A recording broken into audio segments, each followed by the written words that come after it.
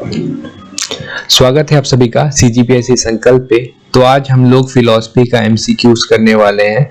50 MCQs का ये set है। अगर आपने अभी भी हमारे पुराने वीडियोस नहीं देखे फिलॉसफी का, तो पहले आप उसे जाके देखिए, उसके बाद इस MCQ को अटेंड करिएगा, तब आपको ये MCQ आसान लगेंगे। और आप इस MCQs को हमारे साथ सॉल्व करिए। उसके बाद आपके जितने भी मार्क्स आते हैं उसे हमें कमेंट करके जरूर बताइएगा। ये MCQs को ऐसे डिजाइन किया गया है कि इसके बाद और आपको अलग से और कुछ MCQs लगाने की नीड ना पड़े। इसके बाद आप डायरेक्ट मॉक पेपर्स दीजिएगा, उसी से आपका जो रहेगा फिलॉसफी वेल रिवाइज रहेगा। चलिए बहुत ज्यादा वक्त ना गवाते हुए शुरू करते हैं।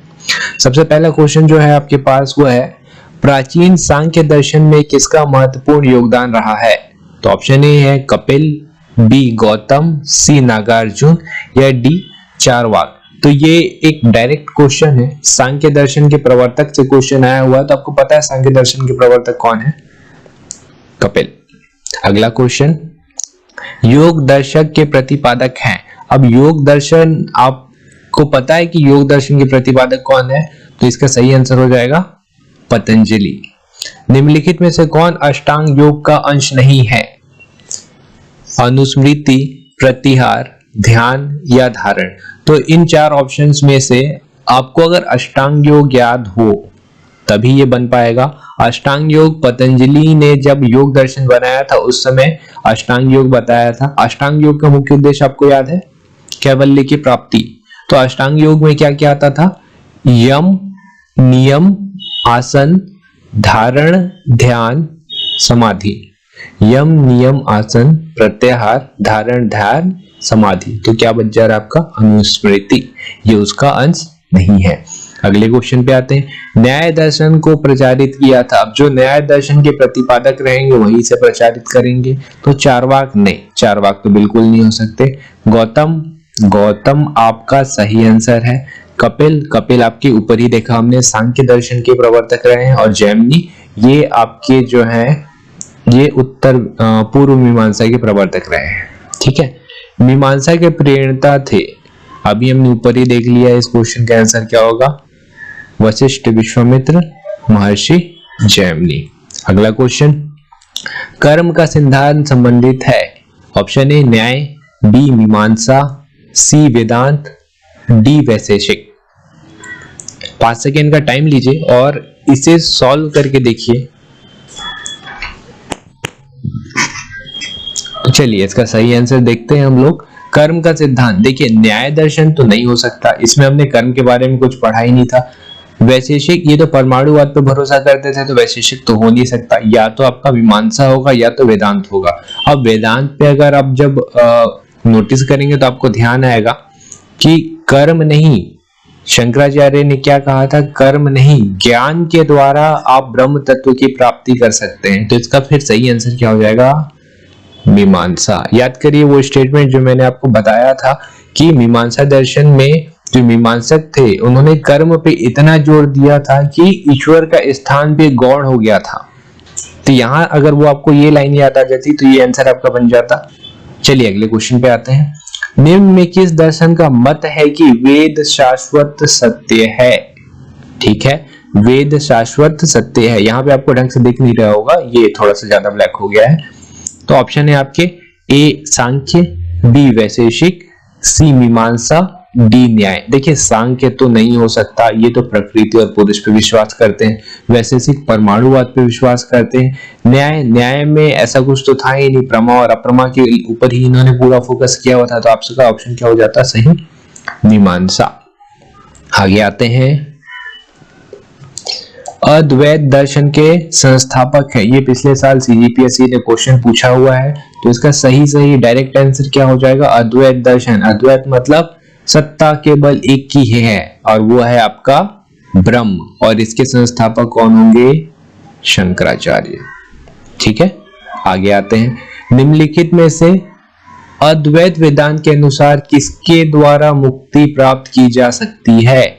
ज्ञान, कर्म, भक्ति या योग? इस वाले क्वेश्चन को हमने ऊपर ही डिस्कस किया कि कर्म नहीं है, भक्ति नहीं है, योग नहीं है, तो ज्ञान, ज्ञान के द्वारा ही आपका मोक्ष या मुक्ति, यानी कि आप ब्रह्म तत्व की प्राप्ति कर सकते हैं। अगले क्वेश्चन पे आते हैं। जब तक जीवित रहो सुख से जीवित रहो, चाहे इसके लिए ऋण ही लेना पड़े, क्योंकि शरीर के भस्मीभूत हो जाने पर पुनरागमन नहीं हो सकता। पुनर्जन्म का निषेध करने वाली यह उक्ति किसकी है? तो पुनर्जन्म का निषेध करने वाली ऋण लेके घी भी हो, यहां से आपको ध्यान आएगा चार्वाक का।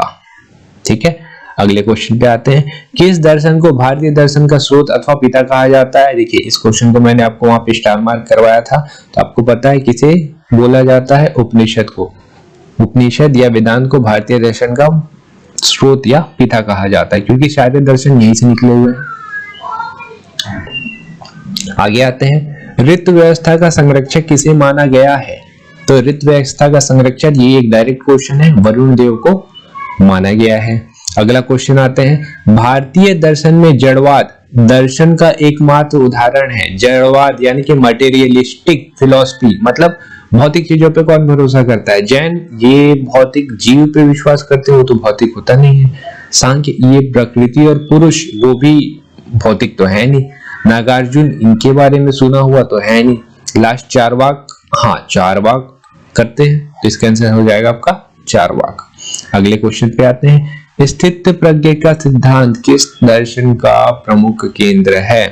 स्थित प्रज्ञ, स्थित, अब मीनिंग समझिए। स्थित मतलब स्थिर, प्रज्ञ मतलब बुद्धि वाला, मतलब स्थिर बुद्धि वाला। स्थिर बुद्धि वाला कहाँ का है? याद करिए, गीता दर्शन। अगले क्वेश्चन पे आते हैं। चार्वाक कौन से महाभूत पर विश्वास नहीं करते? अब आपको चार्वाक की फिलॉसफी पता है, तो आपको ये चीज पता है कि चार्वाक जिन चीजों को महसूस करते हैं, फील करते हैं, उसके ऊपर विश्वास करते हैं। जल महसूस होता है क्या? हाँ होता है। धरती महसूस होती है? हाँ होती है। वायु महसूस होती है? हाँ होती है। तो क्या महसूस नहीं होता? आकाश। इसका सही आंसर हो जाएगा आकाश। अगला, इनमें से कौन पंच महाव्रत का हिस्सा नहीं है? ठीक है, पंच महाव्रत, पंच महाव्रत किनके पंच महाव्रत? जैन के पंच महाव्रत। आपको पंच महाव्रत याद होने चाहिए, तभी ये याद हो सकता है कि कौन है या कौन नहीं है। ठीक है, तो इसके लिए ये हल्का सा मॉडरेट लेवल का क्वेश्चन है, इजी नहीं है, हल्का सा मॉडरेट लेवल का क्वेश्चन। पंच महाव्रत कौन कौन से हैं? पहला है सत्य, दूसरा है अहिंसा, तीसरा है अस्तेय, चौथा है अपरिग्रह और पांचवा है ब्रह्मचर्य। तो आपका ये जो अभय है, अभय पंच महाव्रत का हिस्सा नहीं है। अभय किस चीज का हिस्सा है? ज्ञान, गांधी जी का जो आपका 11 वॉस है, जिसको हमने आज के ही वीडियो पे देखा है, उसका हिस्सा है अभय। अगला, स्यादवाद। स्यादवाद का सिद्धांत संबंधित है। स्यादवाद का अर्थ क्या होता है? मतलब आपका जो ज्ञान है वो आंशिक है, अलग अलग कोणों से देखने पे ज्ञान अलग अलग दिखाई पड़ता है, इसे ही स्यादवाद कहा जाता है। तो स्यादवाद का सिद्धांत किससे संबंधित है? बौद्ध, ए बौद्ध, बी जैन, सी अजाविका या डी सांख्य। तो इसका सही आंसर हो जाएगा डी जैन। अगला, अनेकांतवाद के समर्थक हैं। अगला, अनेकांतवाद के समर्थक हैं। अनेकांतवाद के समर्थक कौन है?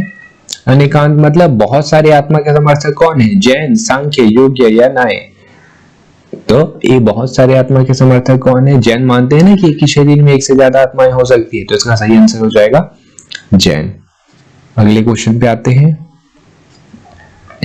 प्रतीत्य समुत्पाद का सिद्धांत किसका मुख्य केंद्र है? प्रतीत्य समुत्पाद, मैंने आपको बोला था ये बौद्ध दर्शन को अच्छे से पढ़िएगा, तो बौद्ध दर्शन का ही ये प्रमुख मुख्य केंद्र है। प्रतीत्य समुत्पाद के अन्य नाम भी हैं, आपको पता है, भाव चक्र, भव्य चक्र, जीवन मरण चक्र, ऐसे करके 4 नाम थे उसके। ठीक है, उन नामों को भी याद रखिएगा। अगला, अपूर्व का सिद्धांत संबंधित है। अपूर्व, अपूर्व का सिद्धांत क्या होता है?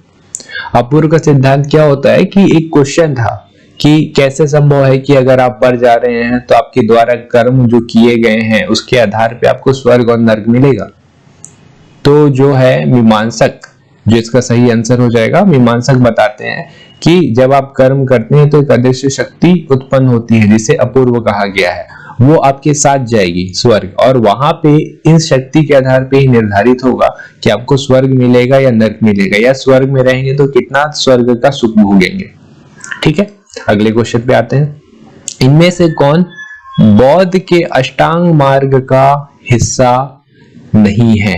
अच्छा, अष्टांग मार्ग से पहले मैं एक चीज आपको और बता दूं, प्रतिद्वंद समुत्पाद ये आपका जो दूसरा आर्य सत्य है। जैसे 4 आर्य सत्य थे, पहला था दुख है, दूसरा था दुख का कारण है, दुख का जो कारण है उसका विश्लेषण है प्रतिद्वंद समुत्पाद, और अष्टांग मार्ग दुख का निरोध है और निरोध के उपाय हैं। जो निरोध के उपाय हैं, निरोध के उपाय का जो विश्लेषण है वो है आपका अष्टांग मार्ग। ठीक है, इनमें से कौन बौद्ध के अष्टांग मार्ग का हिस्सा नहीं है? कौन नहीं है? आपको अष्टांग मार्ग याद होना चाहिए। आपको मैंने पहले ही बताया कि बौद्ध बहुत ज्यादा इंपॉर्टेंट है। तो अष्टांग मार्ग में क्या क्या आ जाते हैं आपके? देखिए, अष्टांग मार्ग में सम्यक सबसे पहले आता है आपका सम्यक दृष्टि, उसके बाद आता है सम्यक संकल्प, उसके बाद आता है सम्यक वाक, उसके बाद आता है सम्यक कर्मांत, उसके बाद आता है आपका सम्यक आजीव, उसके बाद आता है सम्यक व्यायाम, उसके बाद आता है सम्यक स्मृति, उसके बाद आता है सम्यक समाधि। तो मतलब समाधि इसका हिस्सा है। तो क्या हिस्सा नहीं? आपका सम्यक ज्ञान आपका इसका हिस्सा नहीं है। ठीक है, आगे चलते हैं। प्रकृति और पुरुष से विश्व की रचना मानते हैं तो एक ही दर्शन है जो इससे इसकी रचना मानता है, जो कि हो जाएगा आपका सांख्य दर्शन। प्रकृति और पुरुष से उत्पत्ति मानते हैं। आपने वीडियो नहीं देखा तो ऊपर अभी भी आई बटन है, आई बटन पे क्लिक करिए और वहां से उस वीडियो को जाके देखिए।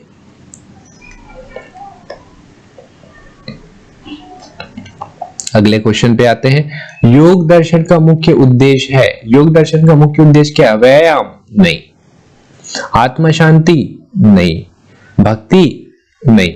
योग दर्शन का मुख्य उद्देश्य है कैवल्य की प्राप्ति। ये भी प्रकृति और पुरुष पे भरोसा करते हैं, लेकिन जहां पे सांख्य दर्शन मौन हो जाता है कि कैवल्य की प्राप्ति कैसी की जाए, वैसे ही योग दर्शन बताते हैं अपने अष्टांग मार्ग के द्वारा कि कैवल्य की प्राप्ति कैसी की जाए। तो हाँ, योग दर्शन का मुख्य उद्देश्य क्या है?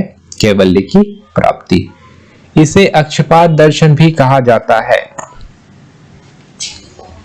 आपका ऑप्शन नंबर ए है न्याय, ऑप्शन नंबर बी है गीता, तीसरा है आपका चारवाक और डी नंबर है आपका योग। तो इसका आंसर क्या हो जाएगा? मैंने बोला था आपको, इसे याद रखिएगा। अक्षपाद दर्शन न्याय, न्याय दर्शन जो है जिनके जो प्रवर्तक हैं आपके महर्षि गौतम, उन्हीं का दूसरा नाम अक्षपाद है, इस वजह से इस दर्शन को अक्षपाद दर्शन भी कहा जाता है। अगला, प्रमा और अप्रमा ज्ञान संबंधित है, तो प्रमा और अप्रमा ज्ञान एक ही से संबंधित है, वो है आपका न्याय दर्शन। अगला, परमाणुवाद के प्रतिपादक है। परमाणुवाद, इसके ऊपर मैंने आपको बताया था, इसे याद रखिएगा। जो इसका सही आंसर है, चलिए पहले आप एक बार ट्राई करके देखिए। ऑप्शन ए है कणाद, बी है गौतम, सी है पतंजलि और डी है भाष्य। कर लिया आपने? इसका जो सही आंसर है वो है महर्षि कणाद। इसे फादर ऑफ एटम भी कहा जाता है, परमाणु का पिता। ये सीजीपीएससी ने पहले क्वेश्चन पूछा हुआ है, इसे भी ध्यान रखिएगा। आगे आते हैं। उत्तर मीमांसा के प्रवर्तक है। अब मीमांसा दो प्रकार के थे, एक पूर्व मीमांसा और दूसरा उत्तर मीमांसा। पूर्व मीमांसा के जो प्रवर्तक थे वो थे जैमिनी, लेकिन उत्तर पूछा है तो उत्तर मीमांसा के जो थे आपके प्रवर्तक वो थे बादनारायण। ठीक है, आगे आते हैं। शुद्धाद्वैतवाद के प्रवर्तक हैं, शुद्धाद्वैतवाद के प्रवर्तक हैं। तो शुद्धाद्वैतवाद के प्रवर्तक कौन है आपके? शंकराचार्य तो द्वैतवाद के हैं, अद्वैतवाद के हैं। तो इसका जो सही आंसर है वो है आपका वल्लभाचार्य, महाप्रभु वल्लभाचार्य। याद है आपको पुष्टि मार्ग? हाँ, श्री कृष्ण ही सब है, श्री कृष्ण ही ब्रह्म है, वही वल्लभाचार्य। अगला, प्रतित्व समुत्पाद का अन्य नाम है, तो क्या क्या नाम है उसका? संसार चक्र, हाँ नाम है। जन्म मरण चक्र, ये भी नाम है। द्वादश निदान, ये भी नाम है। और भाव चक्र, ये भी नाम है। तो इसका आपका सही आंसर क्या हो जाएगा? All of this, 1 2 3 4। ठीक है, इस टाइप के क्वेश्चन जो रहते हैं हल्के से हार्ड किस्म के रहते हैं, तो अगर इस टाइप का क्वेश्चन आएगा तो आपको समझना पड़ेगा कि हाँ हल्का हार्ड क्वेश्चन है, ये इजी भी नहीं है ना मॉडरेट भी नहीं है। ठीक है, आगे क्वेश्चन पे आते हैं। सांख्य दर्शन के प्रकृति में कितने गुण होते हैं? तो आपने पढ़ा है तो आपको पता होगा कि 3 गुण होते हैं। कौन कौन से? सत्य, रज और तम। इन्हीं से संसार की रचना हुई है इनके हिसाब से। आगे आते हैं। मंडल सिद्धांत का संबंध है। मंडल सिद्धांत का किनसे संबंध है? विवेकानंद जी नहीं, विवेकानंद नहीं है, गुरु नानक भी नहीं है, गुरु घासीदास भी नहीं है। मंडल सिद्धांत का संबंध है आपका विष्णुगुप्त चाणक्य से। ये उन्हीं का दूसरा नाम है, याद रखिएगा। क्वेश्चन को ऐसा भी कर सकता है, इनके दूसरे नाम से क्वेश्चन पूछ दे। अगला, आध्यात्मिक मानवतावाद पर सर्वाधिक बल दिया। किन्होंने बल दिया? मानवतावाद की बात कौन करते थे? गांधी जी नहीं, गुरु तेज नहीं, औरोबिंदो जी नहीं। तो आपका आंसर क्या हो जाएगा? स्वामी विवेकानंद। ठीक है, आगे आते हैं। इनमें से कौन सत्याग्रह का एक रूप नहीं है? अब सत्याग्रह गांधी जी। ठीक है, गांधी जी सत्याग्रह के लिए अलग अलग चीजों का इस्तेमाल करते थे। जैसे असहयोग उनके सत्याग्रह का एक हिस्सा था, सत्य के लिए आग्रह करने का। हड़ताल भी सत्य के लिए आग्रह करने का एक हिस्सा था। अनशन भी सत्य के लिए आग्रह करने का एक हिस्सा था। अहिंसा इसका आंसर हो जाएगा। अहिंसा, अहिंसा सत्याग्रह का रूप नहीं है। अहिंसा जो है वो गांधी जी का एक अलग अस्त्र था जिसे वो अलग तरीके से इस्तेमाल करते थे। आगे आते हैं। इनमें से कौन गांधी जी के एकादश व्रत का हिस्सा नहीं है? तो गांधी जी के एकादश व्रत का हिस्सा कौन नहीं है? ऑप्शन देखिए। ऑप्शन ए है आपका सर्वधर्म समभाव, बी है स्वदेशी, सी है सत्य और डी है समाधि। तो सर्वधर्म समभाव ये उनका हिस्सा है, स्वदेशी भी हिस्सा है, सत्य भी हिस्सा है। तो आपका कौन हिस्सा नहीं है? समाधि। ठीक है, केवल प्रत्यक्ष प्रमाण को कौन स्वीकार करता है? अब इतने क्वेश्चन के बाद आप इसे तो बना ही लेंगे बिना ऑप्शन के। चार्वाक। निम्नलिखित में से कौन एक गीता की मुख्य शिक्षा है? ये क्वेश्चन आया हुआ है आपका 2017 पे और ये क्वेश्चन आपको फंसाएगा। इससे 5 सेकंड का टाइम लीजिए और बना के देखिए। ऑप्शन ए है आपका कर्म योग, बी है ज्ञान योग, सी है भक्ति योग या डी है निष्काम कर्म योग। हो गया? देखिए, आप जिसमें फंसेंगे मुख्य शिक्षा, ज्ञान योग तो बिल्कुल नहीं है और भक्ति योग तो बिल्कुल नहीं है। ज्ञान योग तो बिल्कुल नहीं है और भक्ति योग तो बिल्कुल नहीं है। आप ये तो कर लेंगे। आप फंसेंगे कर्म योग और निष्काम कर्म योग। क्या गीता सिर्फ कर्म योग की बात करता है? बोलता है कर्म करो? नहीं, गीता क्या बोलता है कि निष्काम कर्म करो, कर्म करो और फल की चिंता मत करो। तो इसका आंसर भी वही हो जाएगा, निष्काम कर्म योग। अगले क्वेश्चन पे आते हैं। निम्नलिखित में से कौन चार्वाक के अनुसार सर्वोच्च मूल्य है? तो 4 पुरुषार्थ होते हैं, धर्म, अर्थ, काम और मोक्ष। तो जिसमें से जो चार्वाक है वो अर्थ और काम 2 पे विश्वास करते हैं, यानी कि 2 ऑप्शन तो आपके हट गए। और अर्थ और काम में से अगर आपको एक चुनना पड़े तो चार्वाक हमेशा काम को चुनेंगे। ठीक है, इसका सही आंसर हो जाएगा काम। कौन सा दर्शन त्रिरत्न को मानता है? त्रिरत्न कौन सा दर्शन है जो त्रिरत्न को मानता है? इसका जो सही आंसर है वो है बौद्ध।